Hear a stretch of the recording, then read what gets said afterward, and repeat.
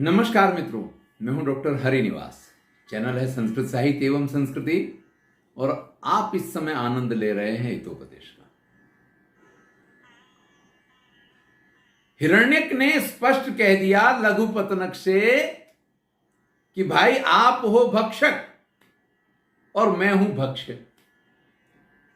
भक्षक और भक्ष्य के बीच में प्रेम नहीं हो सकता है, प्रीति मित्रता नहीं हो सकती है, क्योंकि ऐसा करने से भक्षक की तो बल्ले बल्ले है और जो भक्ष्य है उसके प्राण हमेशा संकट में बने रहते हैं। तो आपसे तो मित्रता संभव नहीं। अब वो कौवा जो लघुपतनक है वो कहता है भक्षिते नापि भवता ना हारो मम पुष्कला। भाई आपको अगर मैं खा भी लेता हूं तो कौन सा बड़ा मेरा पेट भर जाएगा। मान लो एक दिन पेट भर भी गया तो ऐसा तो है नहीं कि मेरा कुछ 8 दिन 10 दिन 15 दिन महीने भर का इंतजाम हो गया।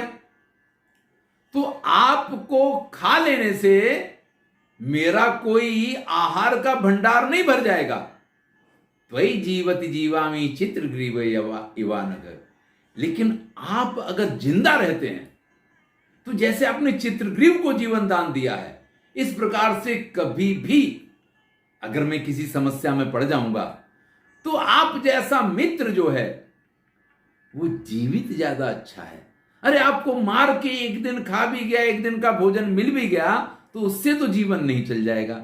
लेकिन अगर आप जीवित रहे तो चित्रग्रीव की जैसे आपने रक्षा की है, चित्रग्रीव के प्राण जैसे बचाए आपने, इस प्रकार से मैं एक विश्वास के साथ कि मेरे पास एक हिरण्यक जैसा मित्र है, मैं चित्रग्रीव की तरह एक लंबा आयुष्य जी सकता हूं। तिरश्चामपि विश्वासो दृष्टः पुण्यैक कर्मणाम सतामे साधुशीलत्वात् स्वभावो ना निवर्तते। देखिए, अब देखिए जिसको अपना काम करना होता है वो तो उसी प्रकार की बातें करता है। तो कौवा कह रहा है जो लोग पुण्यात्मा होते हैं उनमें पशु पक्षी अपना विश्वास करते हैं। ध्यान दीजिएगा, हित अनहित पशु पक्षी जाना, हित अनहित पशु पक्षी भी जान लेते हैं। एक छोटा सा बच्चा हो,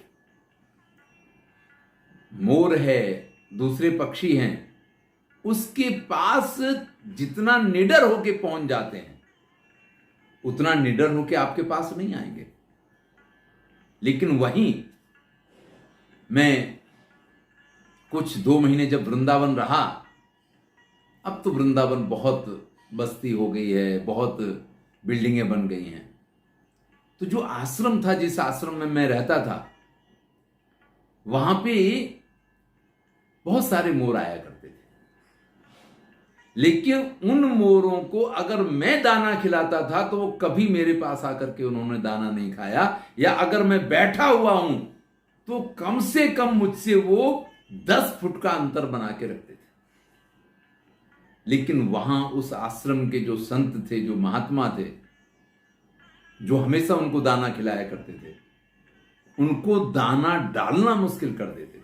उनके हाथ में से आकर के बस अगर वो हथेली में लेके बैठ जाएं तो उस हथेली में अपनी चोंच से एक नहीं, पता चला कि 4-5 मोर वहां अगर उसके हाथ में से, उनके हाथ में से खाने लगे। तो यहां कहते हैं कि मृग और पक्षी वगैरह जो होते हैं वो पुण्यात्मा लोगों पे बड़ा विश्वास करते हैं। अब आप कहें कि जिसके पास से पक्षी खाना खा रहे हैं वो पुण्यात्मा है, पता नहीं क्यों इन लोगों को इस चीज का एहसास होता है कि भाई इस जगह जाने से मुझे किसी भी प्रकार की हिंसा का भय नहीं है, मुझे किसी भी प्रकार का भय नहीं है। कभी भी मेरे ऊपर किसी भी प्रकार का प्रहार नहीं किया जाएगा, हमें पकड़ के परेशान नहीं किया जाएगा। तो सताम ही साधुशीलत्वात् स्वभावो ना निवर्तते। वो लोग इस बात को जानते हैं कि सज्जन लोग जो होते हैं उनका स्वभाव कभी बदला नहीं करता है। ये नहीं है कि अभी बड़ी सज्जनता के साथ मुझे खिलाने की कोशिश कर रहे हैं और जैसे ही मैंने अपनी गर्दन को नीचे करके उनके हाथ में से खाने की कोशिश की और उन दाने वहीं छोड़ दिए और गर्दन से मुझे पकड़ लिया, ऐसा नहीं करेंगे। सज्जनों की सज्जनता का विश्वास किया जाता है और उनका विश्वास पशु पक्षी भी कर लिया करते हैं। साधु प्रकोपितस्यापि मनो नायाति विक्रियाम नहीं तापयितुं शक्यम सागरारंभ तृणोल्कया। और कहता है कि साधु गुस्सा हो जाए, क्रोध में आ जाए, फिर भी अपने स्वभाव का परित्याग नहीं करना है। देखिए कितनी सुंदर बात है। कुछ लोग खुद को सज्जन दिखाने की कोशिश करते हैं। ऐसे लोगों के सामने आप जब उनका अपमान करें, उनके साथ कुछ गलत व्यवहार करें, तब पता चलता है कि वो कितने सज्जन हैं। जैसे मैंने आपसे कहा कि मैंने एक व्रत लिया कि मैं अब किसी के ऊपर चिल्लाऊंगा नहीं, गुस्सा नहीं करूंगा। मैं कॉलेज में प्रिंसिपल हूं, इसलिए कुछ सूचनाएं, कई बार कुछ भारी आवाज में सूचनाएं, वो सब कुछ करना पड़ता है। ऐसा नहीं है कि लेकिन जो आक्रोश में आकर के चिल्लाने लग जाते थे, आक्रोश में आकर के हाथ पछाड़ने लग जाते थे, उन चीजों को बंद कर दूंगा। लेकिन कभी कभी ऐसा हो जाता है कि कोई कुछ कह देता है तो वो आक्रोश आए बिना नहीं रहता है। ये बात अलग है कि दूसरे दिन उसके प्रायश्चित स्वरूप मैं अन्न का परित्याग करता हूं, मैं भोजन नहीं लेता हूं, वो करता हूं, क्योंकि कैसे धीरे धीरे धीरे धीरे ये सारी चीजें इतनी जल्दी तो आ नहीं जाती हैं। तो यहां ये कह रहे हैं कि साधो प्रकोपितस्यापि मनो नायाति विक्रिया। अगर कोई सज्जन व्यक्ति है, वो क्रोधित भी हो जाए तो भी उसके मन में विकृति नहीं आती है। यानी सामान्य व्यक्ति है, वो क्रोधित होते ही एकदम विकारवान हो जाता है, विकृत हो जाता है। साधु लोगों के साथ ऐसा नहीं होता है। नहीं तापयितुं शक्यम सागरांभम तृणोल्कया। अरे जलते हुए कुछ तिनके ले लिया आपने और आप सोचें कि समुद्र के जल को गर्म कर दें, नहीं हो सकता भैया। समुद्र समुद्र है। ऐसे जो समुद्र की तरह साधु होते हैं, महान लोग होते हैं, उनमें इन चीजों से परिवर्तन नहीं आया करता है।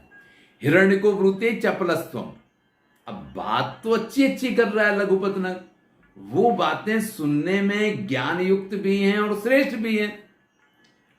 तो अब भक्षक से हिरण्यक उसको कहते हैं आप बहुत चंचल हैं। अब भक्षक वाली बात चली गई। देखिए मित्रता किस प्रकार से शुरू होती है कि पहले व्यक्ति आपको दुश्मन दिखाई देता है और फिर आपको लगता है कि नहीं नहीं नहीं यार, ये दुश्मन तो नहीं है। तो यहां शब्द का प्रयोग जो किया है ध्यान दीजिएगा, हिरण्यको ब्रूते चपलस्तुम। अरे आप तो बहुत चंचल हो।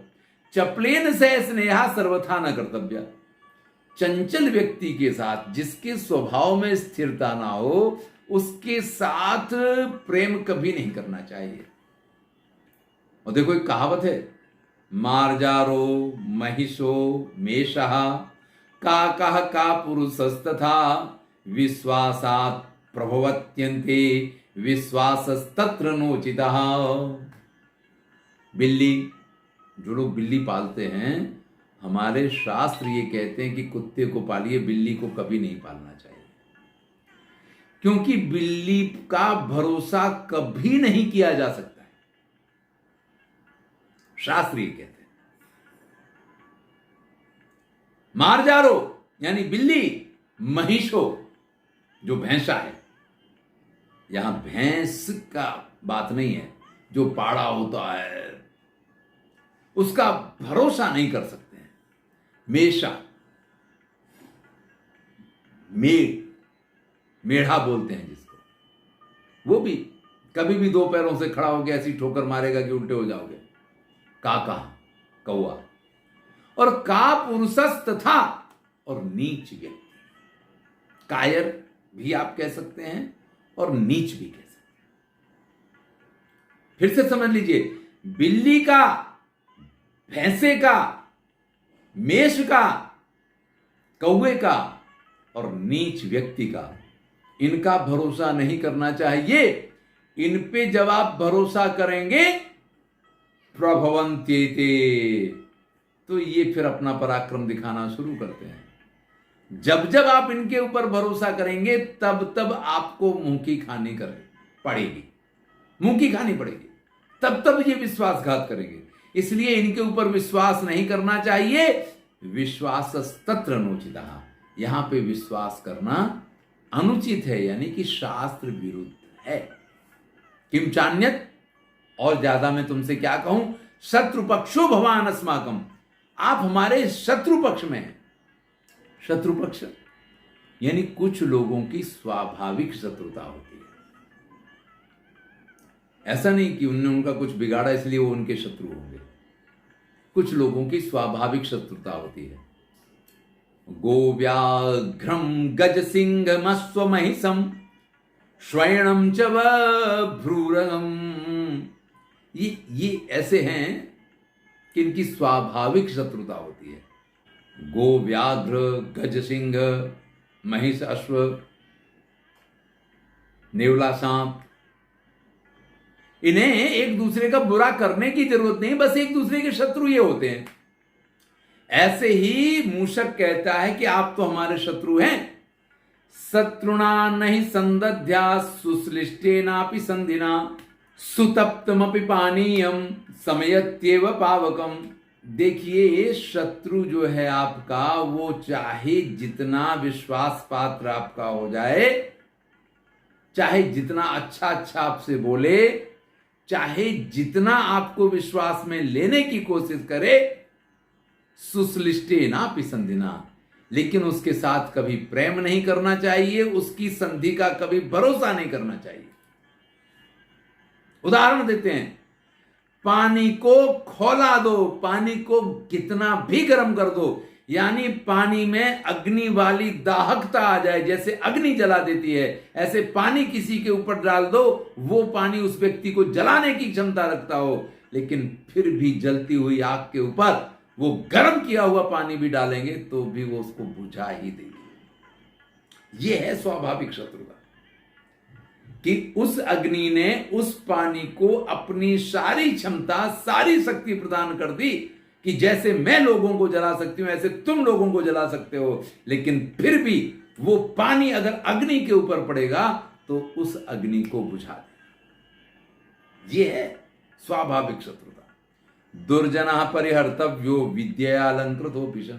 और देखो, शास्त्रों में तो कहा गया है कि दुर्जन विद्वान हो, विद्या से युक्त हो, जैसे आप बड़ी अच्छी अच्छी बातें करते हैं तो भी उसका परित्याग कर देना चाहिए।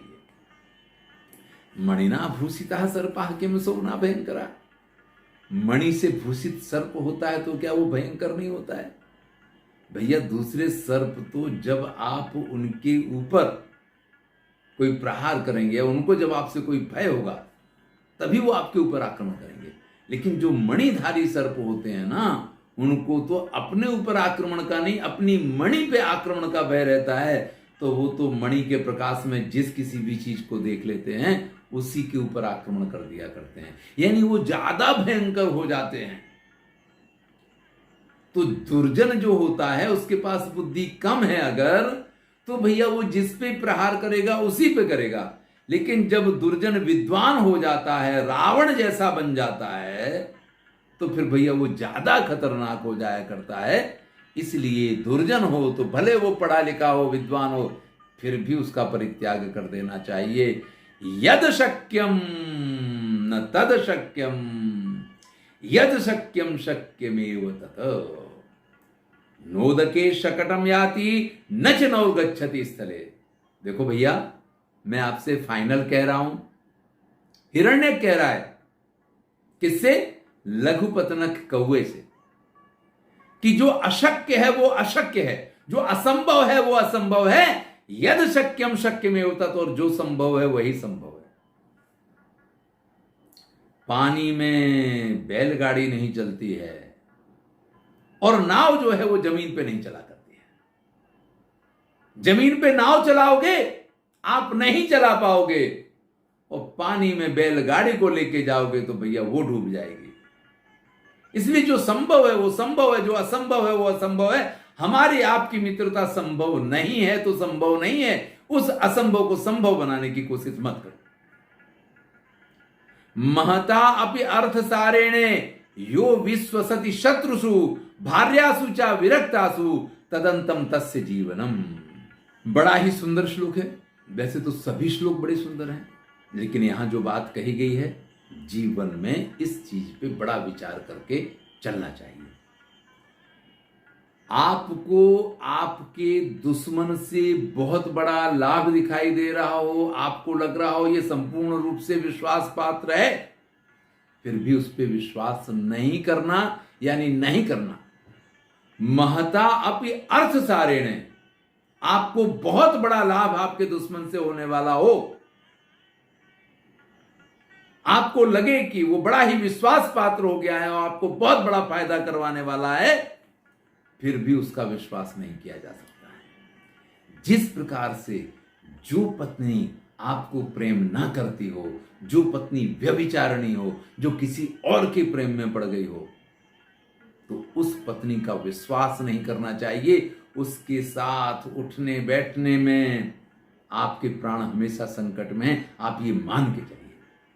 कब किस दिन अपने प्रेमी के साथ मिलके आपका क्या ना कर दे, कहा नहीं जा सकता है। इसलिए इन दोनों की तुलना की है।